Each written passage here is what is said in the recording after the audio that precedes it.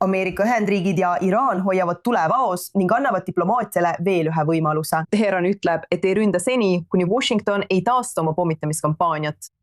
Kuid see on siiski paus, mitte relvarahu. Iraan ütleb, et pole palunud läbirääkimiste juurde naasta ning väidab endiselt, et kontrollib Hormuzi väina. Palju küsimusi selle kohta, mida see paus tegelikult tähendab ja mis on tegelik lõppeesmärk. Et aidata meil paremini aru saada, on meiega täna õhtul liitunud 2 külalist.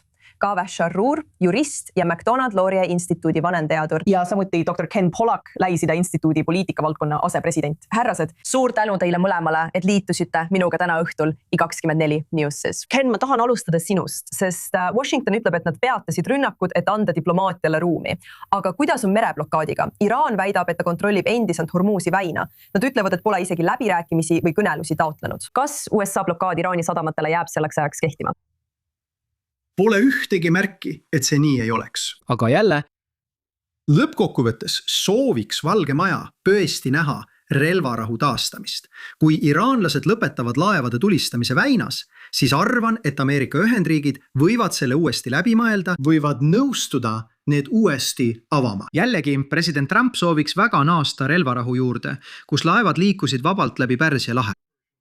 See ongi see, mida tal praegu tõesti vaja on. Kave, kuidas on olukord Iraani sees? Kuidas seda pausi seal kajastatakse? Kas režiim väidab, et sundis Ameerika Ühendriike taanduma? Või tuntakse ka mingil määral kergendust, et rünnakud on praeguseks peatunud? Ja me teiega olla. Ma arvan, et tegelikult on mõlemad variandid õiged.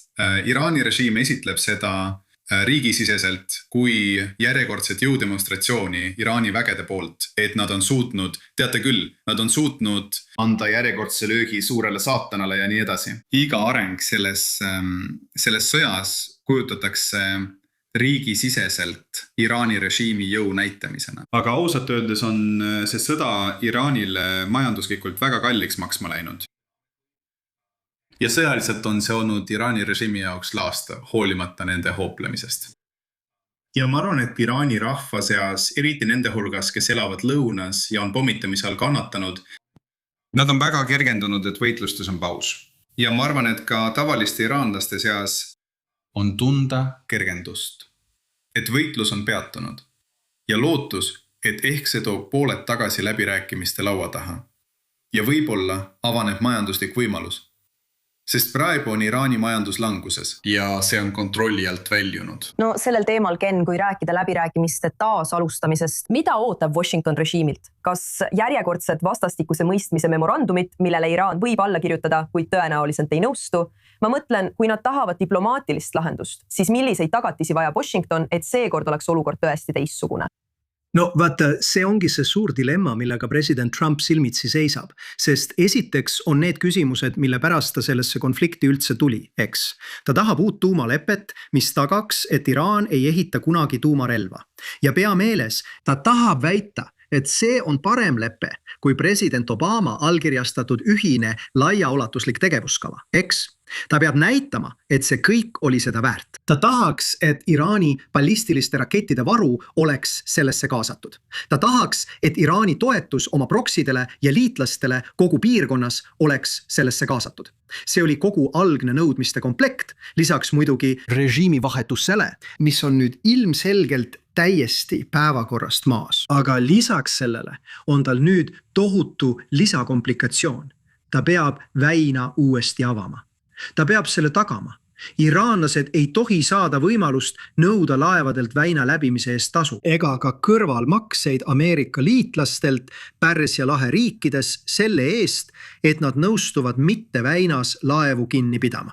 See on tohutu ülesanne ja pole sugugi selge, et hoolimata tegelikust majanduslikust kahjust, mida Kaveh mainis, et Trumpil oleks midagi sellist survehooba, mida tal oleks vaja, et pool sellest saavutada. Ja sellepärast me olemegi selles olukorras kinni. Relvarahulaadses põrgus. Selles olukorras, kus pole päris sõda ega päris rahu, selles vahepealses seisundis, sest president Trump ei suuda välja mõelda viisi, kuidas saada, mida ta tahab ja olukorrast väljuda. Mida sa survehoova all silmas pead, Ken? Milline survehoob võiks toimida režiimi puhul, kelle ainus eesmärk praegu näib olevat ellu jäämine? Ja ma mõtlen, sul oli... Tead, küsi seda Kavehile. Aga ma arvan, et me kõik oleme näinud, et see saab olema äärmiselt raske.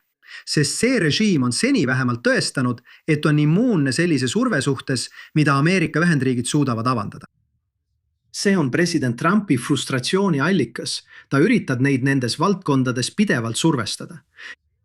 Luto says, et nad tulevad tema nõudmistele vastu ja seni pole tal õnnestunud midagi sellist saavutada. Kave, kas soovid sellele vastata, kas seni on mingid märke sellest, mis tegelikult režiimi survestamisel toimub ja seni, mis ei ole toiminud?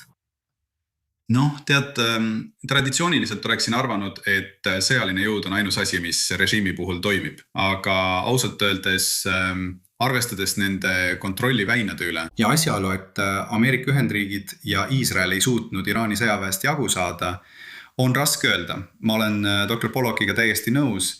On raske täpselt teada, mis toimib. Iraani režiim, olles kohutav diktatuur, ei hooli oma enda kodanikest ega hooli majanduslikust valust, mida nende enda kodanikele põhjustatakse. Nii et ma arvan tõesti, et peamine asi, mida Ameerika Ühendriigid saavad pakkuda, ja ma loodan, et seda neile ei pakuta, on suhete normaliseerimine Iraaniga, kui Iraani läbirääkijad on valmis seda vastu võtma ja lubada Iraanil täielikult taasintegreeruda maailma majandusse ning jätkata oma tegevust. Muidugi tekitab see Ameerika Ühendriikidele tõsise probleemi ja Iisraelile eksistentsiaalse probleemi. Nii et ma tõesti ei näe, millised mõjutusvahendid siin üldse on, mida president Trump kasutada saaks.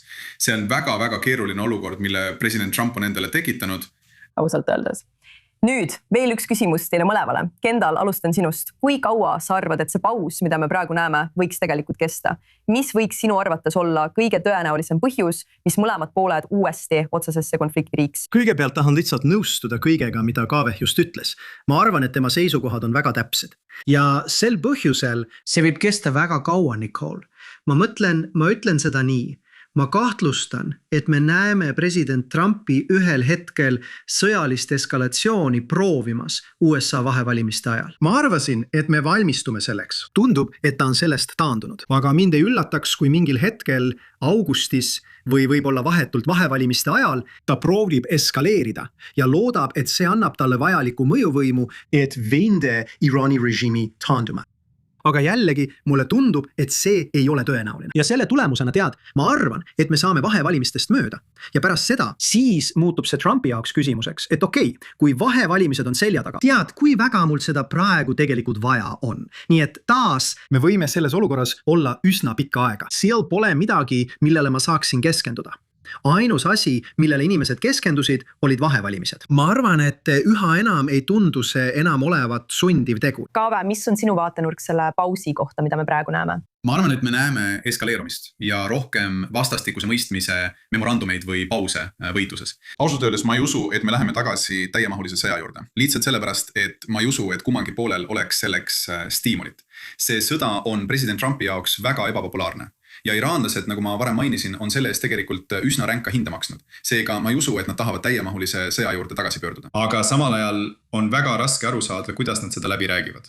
Ma arvan, et nad jõuavad lõpuks mingisuguse rahuleppeni.